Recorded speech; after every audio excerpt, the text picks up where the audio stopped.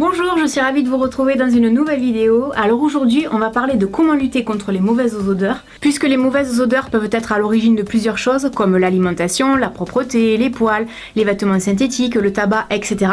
Je vais donc vous donner mes astuces naturelles que j'utilise au quotidien pour réduire les mauvaises odeurs, et notamment l'été, car nous avons quand même beaucoup plus tendance à transpirer. Alors pour commencer, on va parler des aisselles. Évidemment, le premier conseil que je vais vous donner risque de vous faire sourire. Ceci dit, quand on voit la réputation que nous les Français on a, je pense que c'est quand même toujours bien de le souligner. Donc évidemment, je vais vous dire, lavez-vous, prenez au moins une douche par jour. Faites attention quand même aux produits que vous utilisez sous la douche pour pas abîmer votre peau. Ceci dit, lavez-vous quand même, hein. C'est déjà, je pense, la base. Alors ensuite, je vous conseille de soit vous raser, soit vous épiler parce que les poils retiennent les bactéries et les odeurs. Faites des gommages pour vous débarrasser des peaux mortes. Moi, en général, je le fais sous la douche quand je fais un gommage du corps, c'est-à-dire une fois par semaine. Ensuite, j'utilise du bicarbonate de soude. J'en mets une petite quantité dans ma main et je l'applique sous les aisselles. Pour moi, c'est une alternative très efficace aux déodorants bourrés de produits chimiques. Ça coûte pas cher et ça fonctionne super bien. Alors une autre astuce que j'aime beaucoup, ce sont les huiles essentielles d'arbre à thé ou de lavande.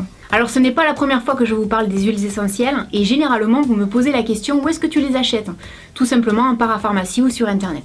En ce qui concerne l'huile essentielle d'arbre à thé, j'en mets 1 à 2 gouttes directement sous les bras. Les huiles essentielles vont vous aider à éliminer les bactéries qui sont responsables des mauvaises odeurs, réguler la transpiration et absorber l'humidité. Je vous rappelle que c'est l'une des rares huiles essentielles qu'on peut mettre directement en contact avec la peau. Les autres, il faut les mélanger avec d'autres huiles. Sinon, vous risqueriez de vous brûler. Concernant l'huile essentielle de lavande, je me fais un petit déo maison. Je dilue 2 à 3 gouttes dans un peu d'eau minérale, je mets ça dans un spray et en fait ça me sert de déodorant naturel. L'odeur est super agréable, très fraîche et puis vous pouvez l'emporter partout dans votre sac.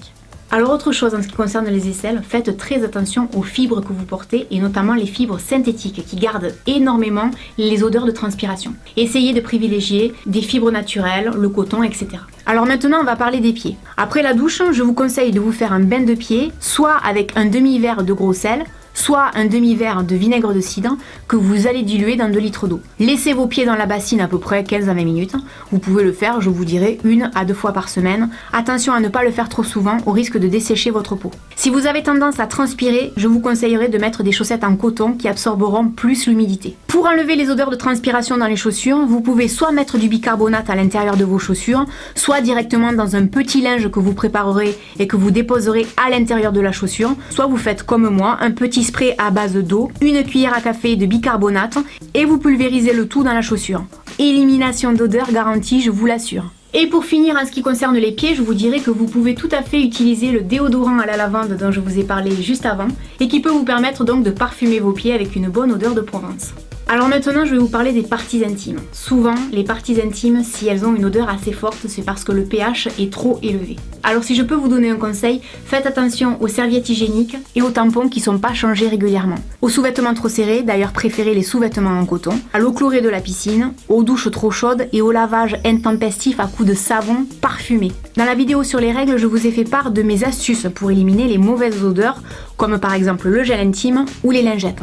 Vous pouvez aussi opter pour des lingettes de bébé bio. Alors j'en reviens toujours à mes huiles essentielles. Vous pouvez utiliser 1 à 2 gouttes d'huile essentielle d'arbre à thé mélangée à de l'eau tiède. Et en fait, quand vous êtes sous la douche, vous n'avez plus qu'à l'appliquer sur vos parties intimes. Alors il existerait aussi des déodorants pour parties intimes. Je n'ai jamais testé. Si vous connaissez, n'hésitez pas à partager avec nous dans les commentaires. Et si vraiment les odeurs persistent et que c'est vraiment un gros problème pour vous, un conseil, allez voir votre gynéco ou allez voir un médecin.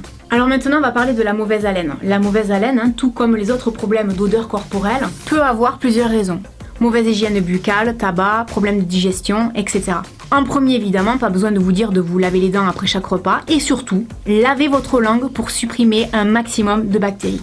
Utilisez aussi du fil dentaire au moins 1 fois par jour. Pensez à boire régulièrement parce que les bouches sèches sont plus généralement propices au développement des bactéries. Alors une fois de plus, je vais vous parler d'huile essentielle d'arbre à thé. Vous allez finir par croire que j'ai une usine et que je cherche vraiment à vous la vendre cette huile. Alors en fait, il vous suffit de mélanger 4 à 5 gouttes dans un verre d'eau et de vous gargariser la bouche. J'avoue que c'est génial, je vous le redis, ça tue les bactéries. Bon, le goût est pas terrible, mais enfin le résultat est quand même là. Évidemment, si le problème persiste au niveau de votre haleine, comme je vous l'ai dit auparavant, n'hésitez pas à aller consulter un médecin.